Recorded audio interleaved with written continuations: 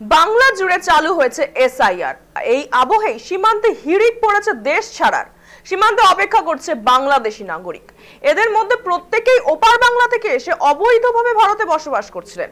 দিনের পর দিন এমনই চিত্র দেখা যাচ্ছে উত্তর 24 পরগনার স্বরূপনগর হাকিমপুর সীমান্তে। উপস্থিত শতাধিক বাংলাদেশি অপেক্ষায় আছেন সীমান্ত পার হয়ে বাংলাদেশ ফেরার জন্য। এদের মধ্যে প্রত্যেকেই করতেন দিনমজুরি বা কারোর বাড়িতে পরিচারিকার কাজ। তাদের একটাই ভয়, রাজ্য জুড়ে চলতে থাকা এসআইআর। এই কারণেই দেশ ছাড়ছেন তারা।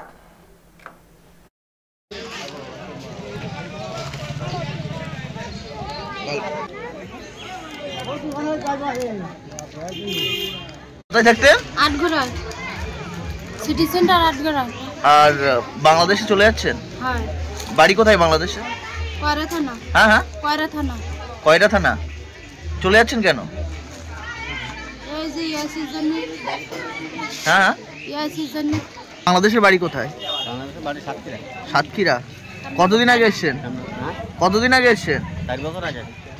চলে যাচ্ছেন কেন? এসআইআর শুরুর জন্য চলে যাচ্ছেন?